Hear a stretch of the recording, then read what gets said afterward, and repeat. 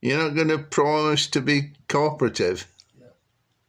Do you like that Northern Soul music then? Yeah, I quite like it. Not everybody does. Yeah. I like Steely Dan. Yeah, they're not Northern Soul. No, but do you like them?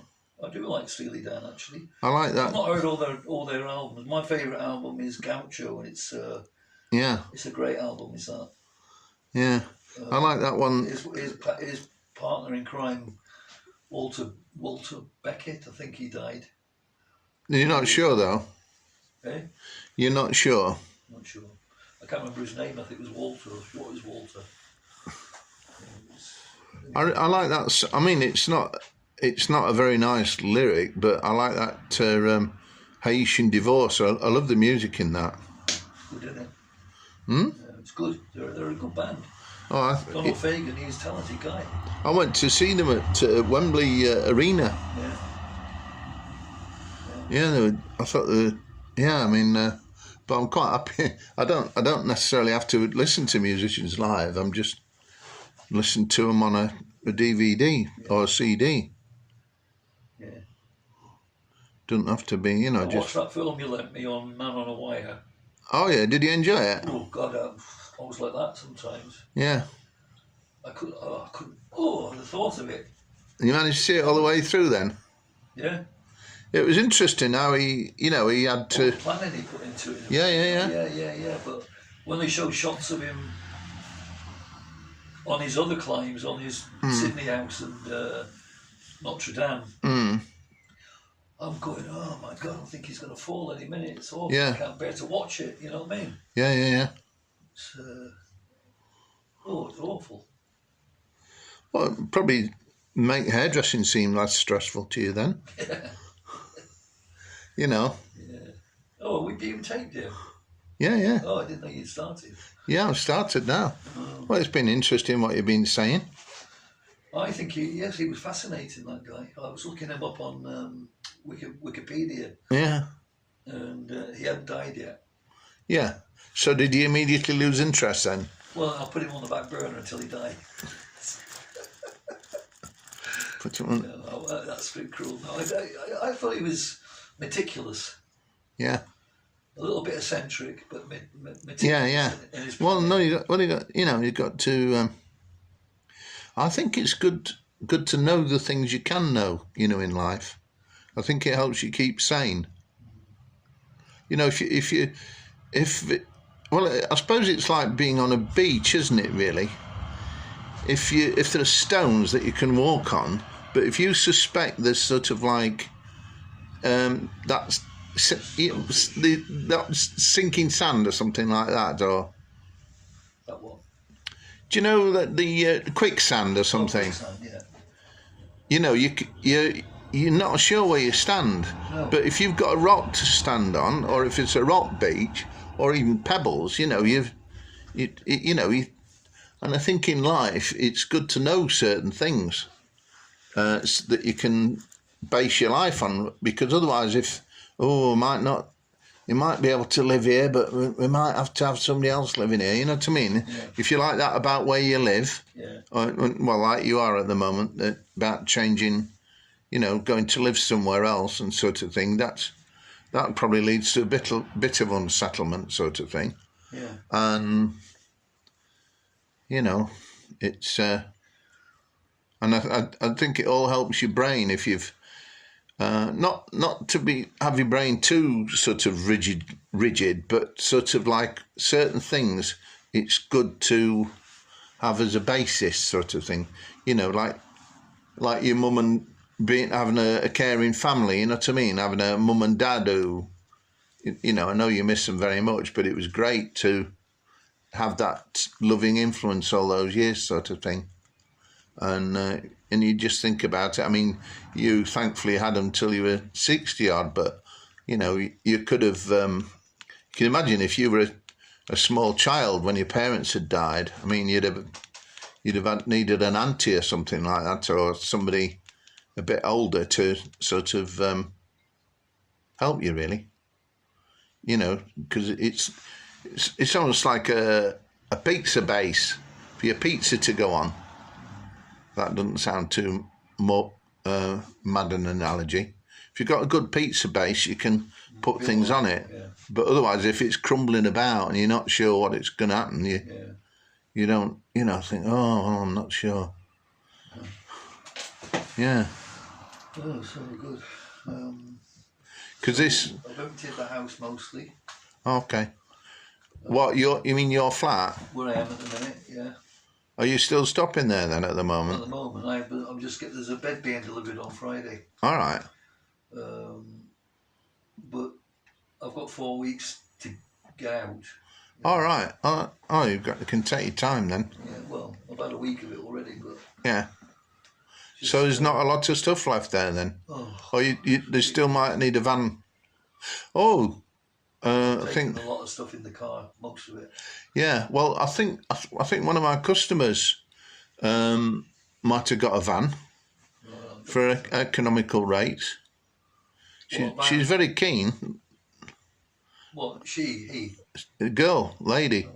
She come, she's didn't come in so much during the lockdown, but a van seems to be working all right. So I mean, I could try and contact her. Well, you could ask her what she charges. Yeah. Well, there's not a hell of a lot of stuff that to go in a van. I've taken most of the books have gone. Yeah. I've got most of my records have gone over there. Oh, that's all right. Not my LPs yet. Well, what's it? I mean, this might seem weird, but I mean, what's it like in your flat at the moment? Is it feeling like, oh, this is quite nice now? Yeah. You know what I mean? Because there's less stuff. Yeah, a little bit, yeah. And presumably you'll have more room where you're going to anyway. Well, I was looking at it the other day, and I thought, actually, thinking about it, this living room here in Barnsley, I'm not so sure that it's as big as the one I've got, actually. Oh yeah. But that'll just mean I've got to take less clutter. Yeah. You know what I mean? There's no garden as such. It's just a patch of. There's just a patch of green and overgrown grass. Down. The next door is just been sold as well. I don't know who's moving in there. Yeah. But I hope they're not funny people. I hope they're not. What, you mean like comedians? No, I hope they're not disagreeable. Disagreeable, yeah. Because that would be awful. Yeah. Well, I hope you don't, for their sake as well, I hope you don't turn even more disagreeable. Well, I hope not. Because you wouldn't, I've got to find some sort of part-time work to keep it ticking over a bit. But I don't know what to do. Well, you've got a few hairdressing customers. Yeah, I might, yeah, true. There might. Well, what might be sensible?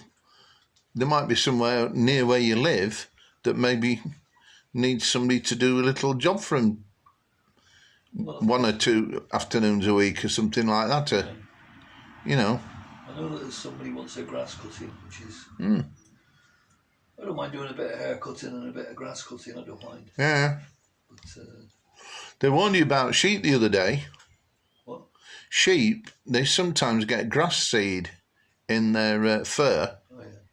And it can root in the sheep and the skin, yeah. and cause them a bit of a problem.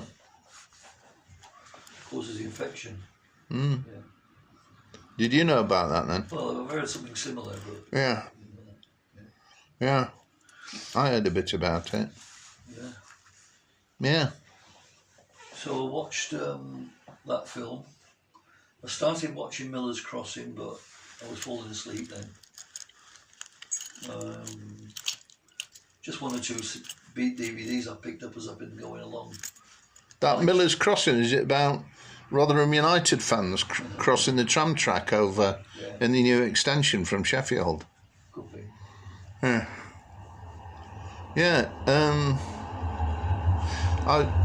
I've got a CD that somebody bought and gave me, I think, and I got in contact with the fella who's made the music, and he's agreed that I can play the music in the shop. So I said, well, if he sends me, when next time he comes to Sheffield, if he brings me, say 6 CDs, while I'm playing their music in the shop, you know, there'll be some CDs that I could sell.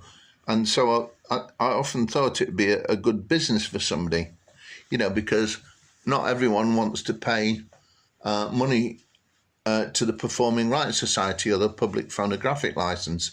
So if the music is from original music from the musicians, you know, they should have no say in it being played. The musicians themselves, because they've made the music, you know. So to me, there's a business there or something. You know, somebody could go around and say, no, do you play music in your shop? And say, no, we don't play any music because we don't want to pay, you know, £300 a year or whatever it is. Said, well, if you've got a music player, I can tell you about a YouTube channel where it's all nostalgia music, which you don't have to pay for anyway.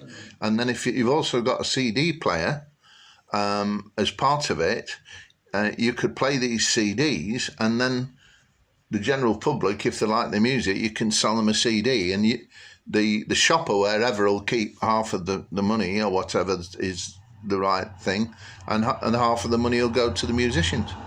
And I thought it'd be a good way of promoting local bands and helping local businesses have music that they like in their shop. Yeah. So anyway, you just pretend you're one of the dragons. I mean, not the dead one, but you know. But what do you think of it as a business idea? Because I reckon it could be a. Not really. Yeah. Well, you've got enough to think about at the moment. You're hoping to go and see your granddaughter again soon? That's good. What she looks like now. Oh, I've got some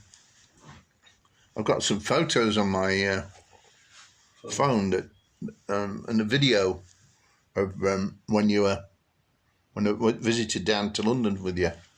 So I might be able to. I've got a lead. I might be able to fix it in your computer and transfer the videos onto your. My iPad's packed up, giving up the ghost. Seriously? Yeah. I can't get emails or anything on it. So, Well, there's a place in Hillsborough that could probably. No, there is. Part of the reason I daren't go there is because of some of the stuff I've looked at pornographically. I don't know what happens if they see what you've been looking at or what. How does it work? Do you know what I mean? So I daren't take it in. Well, I haven't looked at any porn for quite a while now. Actually. Yeah. I thought you liked cooking prawns. Partly because I can't get anything on the iPad. Mm. So I'd like to take it. I'd like to take I've got two laptops. One is mine from quite a while ago. Yeah. And the other one is Alexandra's, which I took rather than. Yeah. And I don't know how to access Alexandra. I know she used to use the word piglet quite a lot for her passwords. Yeah. So I reckon I would take that one in. Yeah. Didn't I give you one from Charlotte as well? Yeah. One and Carolyn was having a look at it. Yeah. Carolyn was having a look at it because I she's quite good with stuff like that, but she just hasn't got round to it. Yeah. So I'll give you some money for it, whatever it costs, if you want. Well, it just depends if you want it or not. No, if she's been trying to fix it, let's see if she can fix it then, and then take it from there. Yeah. No. Yeah. So. Yeah, but it belonged to Charlotte, didn't it? Yeah, Charlotte. I think Charlotte sold it to me, and then Yeah. Yeah. No, it's not the one that broke. It's not the one that you broke. No. Well, yeah, it was. There was one that went wrong. I think it was put the wrong thing in to charge it up or something like that, and it. Yeah, that's right. You forced it, didn't you? I can't remember now what happened, but the lead wasn't right or something. But that, I mean, even that might be able to be repaired. But yeah, but yeah, it was a bit of a disaster, really. But you know, if you talk about disasters, I mean, a lot worse disaster. I mean, all these people who've in Bangladesh and everything, it's all been flooded and everything. So I mean, it's insult to injury with that out there, isn't it? Yeah.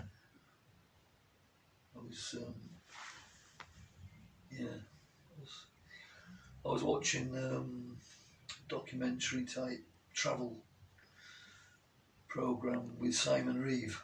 Oh yeah. That was quite good. He's quite good, him. Yeah. I think he was in the Caribbean. Yeah, I think I saw one where he sort of went around the world. Effectively. Well, I think it was basically around, you know, like Iceland, and then he went west, and then he came down via the west coast of Canada, and then he sometimes goes like on areas of. He does, yeah. He's quite good, isn't he? Yeah, I think he's good. Yeah. And and he seems to get on with people all right, and yeah. I was reading a magazine this morning that, and it was about the Children's Society. I don't know when it started off, but and it's about these young people who've moved to Britain, and they were asylum seekers, and this Children's Society is sort of like ended up supporting them and everything, and they've ended up sort of like getting educated and getting degrees and everything. That's one of the fellow called Musa there. I arrived in the UK when I was 17. I was scared and lonely. The Children's Society helped me with lots of things, especially with getting the right legal representation. So that seemed a really positive thing. I don't know whether they have volunteers for it or anything, but it seems a very noble thing to get involved in. Children's Society. Can I have a look at it? One in Barnsley happened. Yeah. Well, I think it's good. I mean, it's good to do something positive with your time. I mean, you need time for your relatives and everything like that, but writing yourself off, you know, with your life experience and everything like that, you know, you might take like a duck to water. Well, like, you know, like you helped at that charity shop. You got on all right there, didn't you? Yeah, but I didn't enjoy it though. I never enjoyed it there. I mean, it was okay, but it was so dull. It was so. Well, didn't you like it when you went to help people with gardening and stuff like that? Different, though. Yeah, I enjoyed that. Yeah, you know, was it helping people with learning difficulty doing gardening and stuff like that? Yeah, and they're sort of like, as far as I can tell, accepting people sort of thing. You know, they'll accept you in any way, any ways that you might have problems, and vice versa. Yeah. They appreciate you being patient because, you know, they might not get something straight away or something. Yeah. So I think that's all a worthwhile thing to do. Now, did you watch Our Girl, about the army girls? Oh, that you said you liked that woman, didn't you, or something? Well, she's probably spoken for, though. I've developed a bit of a crush on Michelle Keegan. Yeah. She's very beautiful. And I would very much like to know her much more personally than I do now. So. What you mean, like shampoo your hair and everything? Because you could use our backwash. Well, she might let you perm her hair or something, or put rollers in, or blow dry it for her. Well, people appreciate mature hairdressers like you. Right then, I'm going to get off in a minute. All right then. Hey, so well, you could do an advert right now for hairdressing models, couldn't you? If you want to, just put cuts. That's all. Well, you can dry people's hair and everything. Just cut and blows. Then just put that, not colouring and all that. Yeah, but what if this Michelle Keegan contacts us? She won't. She lives in Essex. I know, but you're worth it, Graham. You're worth coming up. But she comes from Stockport and she's proud of her accent. But you go down regularly to London anyway. You might be just the hairdresser she's looking for. I doubt it very much. Well, the only person who should put themselves down is a dog, and even then the dog has got to be a qualified vet. Was he all right about Prince the other day? Yeah, very, very, very happy with. He wants to. He wanted to thank you. He wants to take you for a pint or something. Not just me, you as well. Yeah, no, yeah. I know. So yeah, so it's that. All right looking after him, but what is annoying about him is the way he reacts with other dogs. Yeah, well. You know. Yeah, well, thank you very much for looking after him. I couldn't, I was away, but yeah, no, and you and Julie, they've, got some really good helpers, and for that service you do looking after Prince, I mean, but people pay loads of money sometimes to have that kind of dog sitting. Yeah, but I mean, it's great when the person's likes dogs and gets on all right with the dog. I know it's a bit awkward when he's around other dogs, but yeah, that's the worst bit to me. Other than that, he's perfect, but he's really aggressive when he goes for a dog. His teeth are bared and everything, Really? Yeah, he really snarls. You know what I mean? I was on the road, on one side of the road, another guy was on the other side of the road, so a fair distance apart. Yeah. And as soon as Prince sees the other dog, he's berserk, man. Well, I'm not pulling up the lead, and then I'm having to pull him down. And I've not known him like that. I've known him sort of lay down flat, as though he's going to pounce. Yeah, like the other dogs are sheep or something like that. He's got to keep them under control. So unless the dog you happened to meet him with that day was That was it with every dog we saw, actually. Every dog, yeah. Well, I have to talk to. No, you don't have to say anything because it'll make it look like I didn't have control of it, which I didn't. No, but you stopped him running off. That was the main thing. Yeah. And you just have to tell people off sometime. Shouldn't you be sitting up a bit straighter, by the way? So I just thought I'd have a bit of fun and tell you off.